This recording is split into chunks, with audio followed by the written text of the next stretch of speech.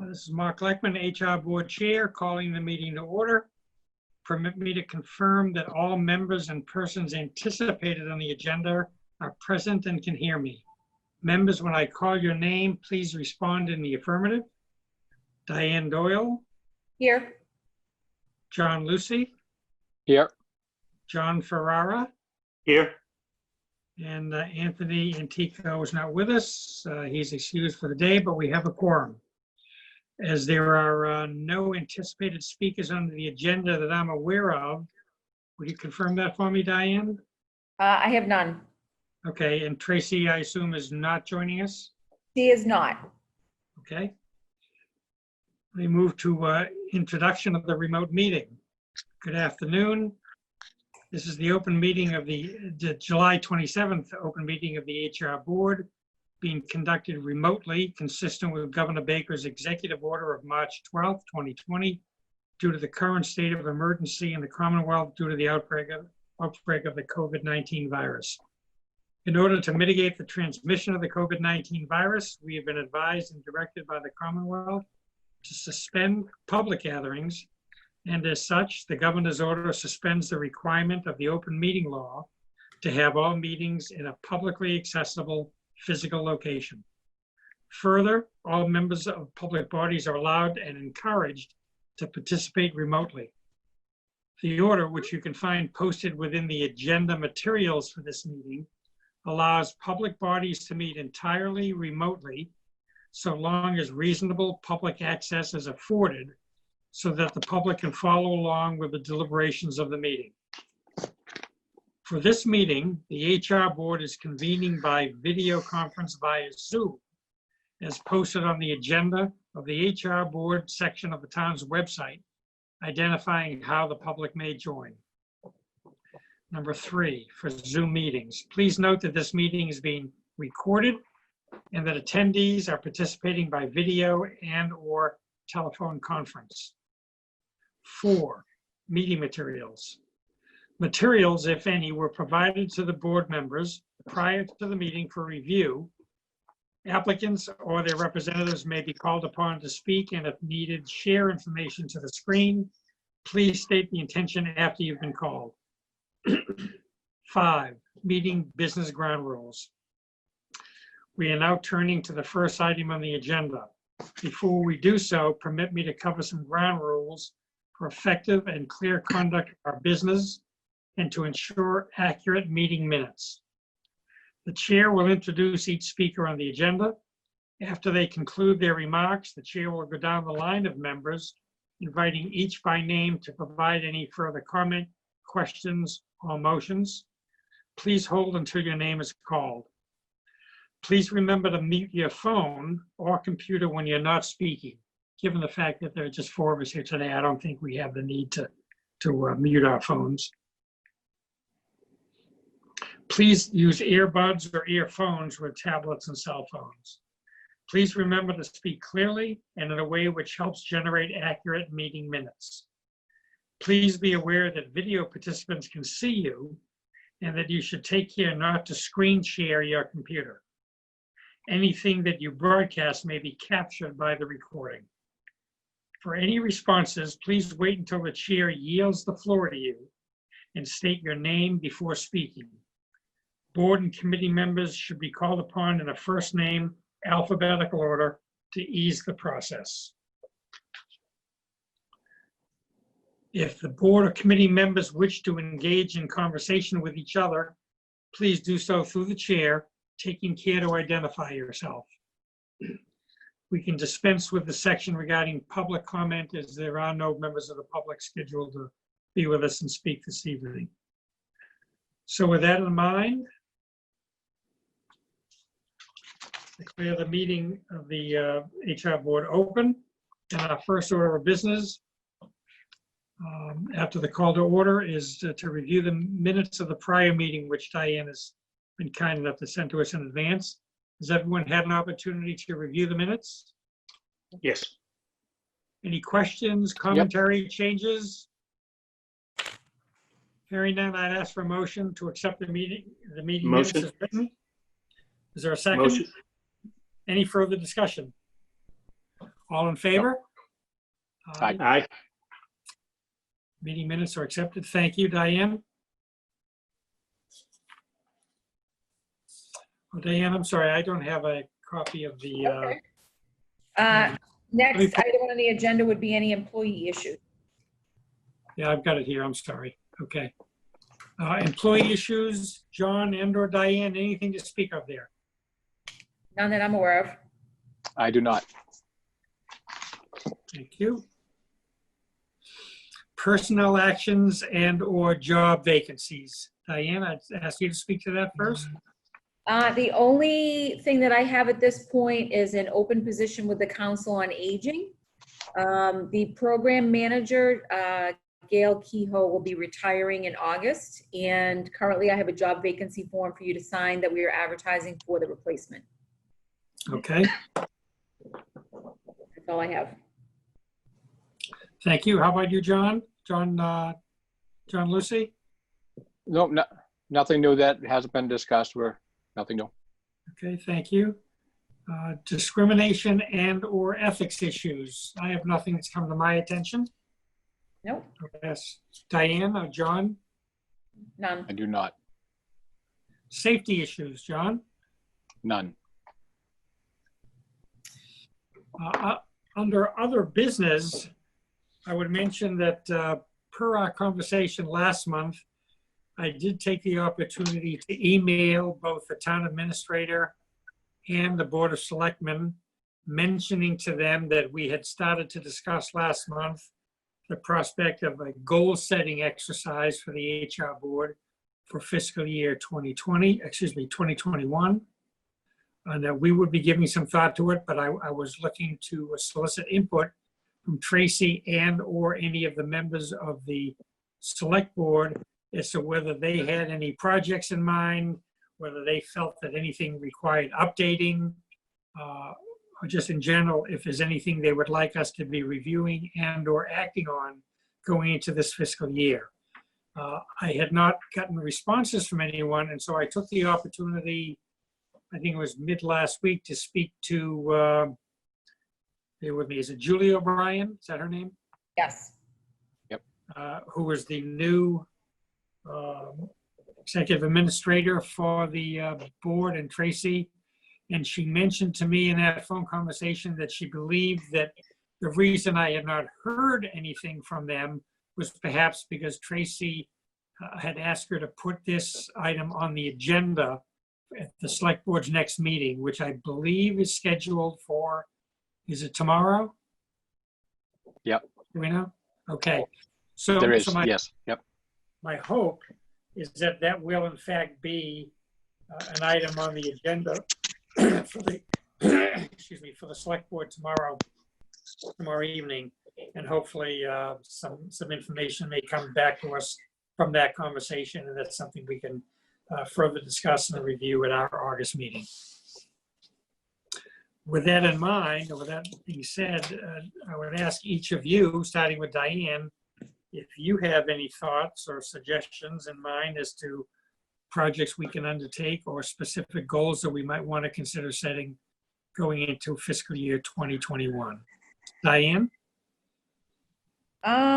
The only thing that sort of came to mind that might have been an open-ended project that we had been previously discussing was maybe the performance reviews. I know that that was something that had been discussed at some point with the Board of Selectmen.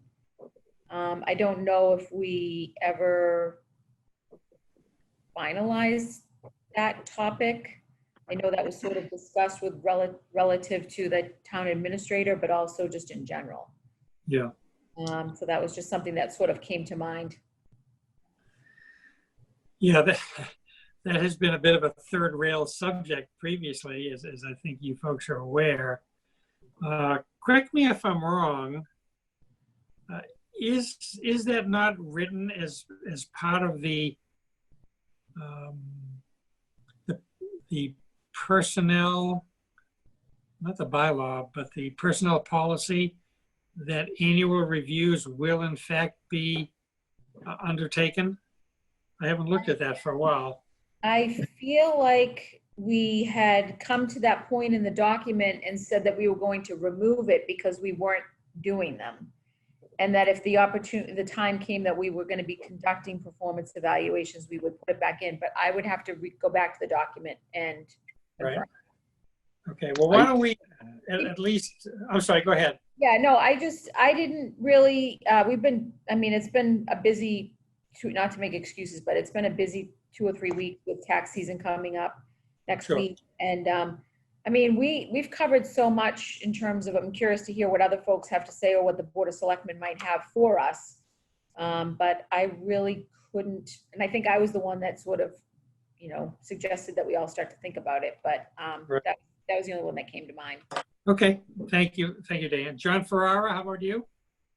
Well, I'd need more understanding of what the personnel performance entails. Who's writing for whom, peer reviews or strictly up, down, manager and department head down through the ranks of his or her program. I mean, I grew up in a world of fitness reports. They were quarterly at one time in my life, and then the bottom line was the fitness report the rest of my career. Right. I mean, the town hires people, pays them properly, quality folks. We've just got a terrific group of people working in work step for this village and all 3 of its dimensions: Plum Island, Old Town, and of course Byfield. And the central issue for me is it seems like annual performance evaluations in a small, tight, if you will, company community here, maybe overdoing it, but at least there ought to be a periodic level of performance review, maybe on a basis that goes out 2 years or every 3rd year. Some level of performance review, and make it standard and make the folks who are having to sign these reviews comfortable. Good. Thank you, John. What do towns our size do from here to the Berkshires? Right. Thank you, John. John Lucy, your thoughts? No, just echoing what John just said. I think it got tabled, if I remember correctly, it got tabled a while back because it was kind of a cart before the horse type of a situation. We needed to decide the structure, what the scope was, who was providing it. We needed that before we kind of with it. We need to know what we're talking about before we start implementation or discussing implementation, or necessity of. So right. I kind of echo what John was saying. I think there's a lot. If we're going to move forward with something like this, if that's the direction that the board wants to go, the Board of Selectmen, there's going to be a lot of discussion as to what the scope is, the frequency of, that sort of a thing. And it's kind of interesting too, because it's, each department is proprietary in of itself, as far as what an evaluation should entail, what's important to each entity within the town government. So there's a lot to discuss, I guess, is the short of it. What about, tell me about the PD, John, given your collective bargaining agreement. Is there a performance review or performance evaluation component of your contract with the union? No, there's no formal contractual evaluation. We do have, I guess, for lack of a better word, more informal ways of doing it. There's a lot of communication between the supervisors and the rank and file and the administration and the supervisors.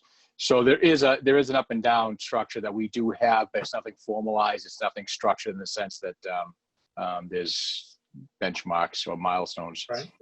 Right. Okay. Thank you. So I mean, there's some work to be done there too as well. Yeah. And it'd be nice if it was all kind of the same, uniform across the. Right.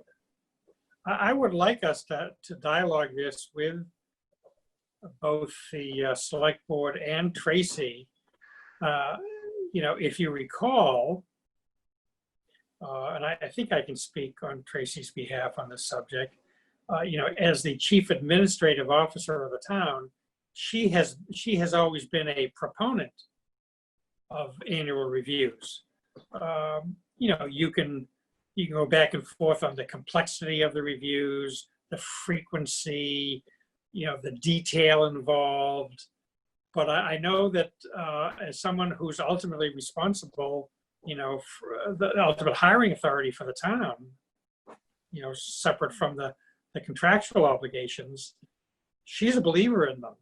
And Yeah. if you recall, a year or so ago, she was actually the individual who brought it to our attention that, she would like the opportunity to have her performance reviewed.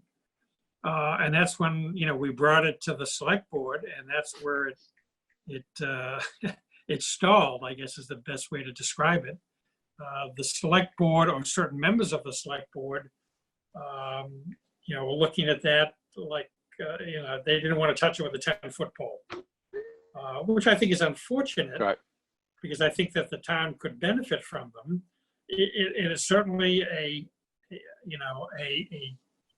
safety measure, if you will, in terms of the hiring and firing process, especially the hiring process. Look, we have a full, complete process that relates to things like grievance, probationary periods and the like. It would seem to me that in concert with that, we should at least be thinking about an annual review process. And again, the review can be as simple or as complex as the town wants it to be. I just think that I just don't think it would be in keeping with everything else we've done over the last half dozen years to modernize our human resource practices, to not have an opportunity for department managers to sit with their team individually and talk about the goals that had been established going into the year, and what progress that individual made towards his or her own individual goal setting, and generally how they would rate their own performance, how the manager would rate their own performance, so that there aren't any surprises. And if God forbid any of the managers get into a situation where discipline is required, up to and including dismissal, it's important to have a paper trail as to whether it was a warning, whether it was a performance review where it was suggested that this individual's work needed improvement of some form or fashion. At this point, we're flying blind. We don't have that opportunity. And I just think it can cause some problems. So I individually would certainly be in favor of an annual review, but again, can't fight City Hall here. So why don't I suggest, Diane, that we say in the minutes of the meeting that we will discuss this further with Tracy and the select board, Okay. to see what their current feelings are in the matter, and if everyone's in agreement that we should have something, we can go ahead and fashion something that's user-friendly. Okay. How do folks feel about that? One item, if I may. Please, John. Tracy made a comment once regarding the selectmen and the opportunity to begin a process or perhaps put it on the shelf for a period of time. It's a family company. This is a very small town, yeah, and a small employment group, and probably there is some reticence to get the selectmen involved. Traditionally, they're not involved. It's the managers of departments that are involved, right, and it goes all the way up to a marvelous appointment of a town administrator, and the buck stops with Tracy at that point. And to Mark's point, when you think about it, not only would it be good to have a chronicle level of well-served and less than well-served performance over a period of time for reviews, not only for advancement, dismissal, but I think there are a few dismissals because the people are so perfectly vetted before they arrive here. But it would certainly clarify any advancement, whereas some manager has to justify to another very qualified employee that somebody else was given the opportunity to advance. And he or she best have a well-documented rationale. Right, and right. I think that would be a comfort zone and a half of giving one over the other in advancement. Agreed. Yeah, I think for purposes of our meeting tonight, we definitely think it's worth a conversation to see if this is something that we want to revisit. And we don't necessarily have to create the details of it right now, but I think we all agree that it's something that warrants at least just a check back in with Tracy and the Board of Selectmen as to whether or not they want to move forward with this. Right, and to somebody's point about the select board, whether it's their purview or not, my recollection is the reason that they were queried on this a couple of years ago was that we felt as a board that if the town were to officially do annual reviews, that you can't discriminate. Every employee needs to be reviewed up to and including Tracy. And that was the stopping point. That when we brought that to the select board, they were not at all comfortable with the prospect of giving Tracy an annual review. And therefore, we were left with, well, is it fair to have every other employee, go through a formal review process and not the town administrator? And that's where we sort of came to loggerheads with them. All that said, I think it's something we should get back on the table. And we'll start with Tracy, see how strongly she feels about it. Because at one point, I think we all assumed that they were being done for many years because it was part of the personnel policy.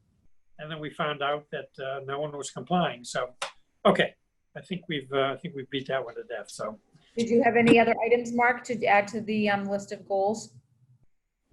I did not have anything else. No. Okay. Diane, you mentioned the reviews. John Farrar, were there any other subjects that you think were worthy of discussing in terms of goal setting for 2021? No, not at this point, no. Thank you. John Lucy? Okay, let's continue to chew on it. And if something else comes to mind, feel free to discuss it, bring it to my attention, and we'll get it up onto the August agenda. Okay. Good. All right, and by then we will have spoken to Tracy and the select board. Okay.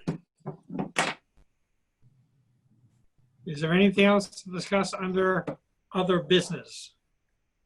Just a quick point. I did have an opportunity to talk to Tracy about the quarry policy. Oh, good. That had been presented back in December, and she's asked me to put it back on the agenda in August for the Board of Selectmen. August the 4th? August, in whatever the meeting date is in August. Oh, okay. I don't have an exact date yet, but she asked me to make sure that I moved it forward to the agenda in August. Great, okay, thank you. Any other suggestions? I have none. Okay, None. the last item of business is to set the schedule for our August meeting, which looks like it would be on Monday, August the 24th at 4 p.m. If everyone could take a moment to look at their calendars to see if that will work. Monday, the 24th of August. As disappointed as I know you all will be, I will not be here on that date. We're in big trouble now. Hey, we're doing Zoom meetings. There's no place you're going to be that can't do a Zoom meeting. So I'm sorry. I quite follow. I will be on vacation. Oh. Hey. John's on vacation right now. Blacker. No kidding. Okay, well, as we did with today's meeting, assuming that Tony can join us, that will give us our quorum. So I would like to, Diane, unless you object, I would like to continue with the fourth Monday schedule. I think that makes sense. And No objection whatsoever. as we said, obviously we want your voice to be heard. So if there's anything, so will you be working up till the 20th or the 21st? Is that? Yes, I can get everything set up. Tracy had offered she said that she may be willing to host the meeting, so maybe she could be the host. Okay. But we can work out the details, but I will, Okay. I will be leaving on that. That's a Monday, so I'll be gone that week. Right. But I'll be here the prior week. Thank you. And obviously, if there's anything you would like us to address on your behalf during the agenda, please let me know. Okay. I will send Tony an email just to double check that he is available. Thank you. Yeah, we'll have the meeting on the 24th predicated on Tony's availability. And obviously, if either of the Johns finds out over the next, that doesn't sound right, does it? You know what? That's normally the police report, isn't it? Please accept that in the Hey, I spirit. always say every house should have at least one John. Go ahead. If either John Ferrara or John Lucy find themselves being unable to make it, please let us know as soon as possible so that we can reschedule. But as of now, we'll leave it for Monday, August the 24th at 4 p.m. Diane will not be joining us, but hopefully Tony will. And with that in mind, if there's no other discussion, is there a motion to adjourn? Motion. Second? I'll second that. I'll second that. We are adjourned. Thank you all. Good to All see right. everyone. Stay cool. Thanks. All right, All great. right. Thank you. Good Thank to see you. Bye-bye. Bye-bye. Take care.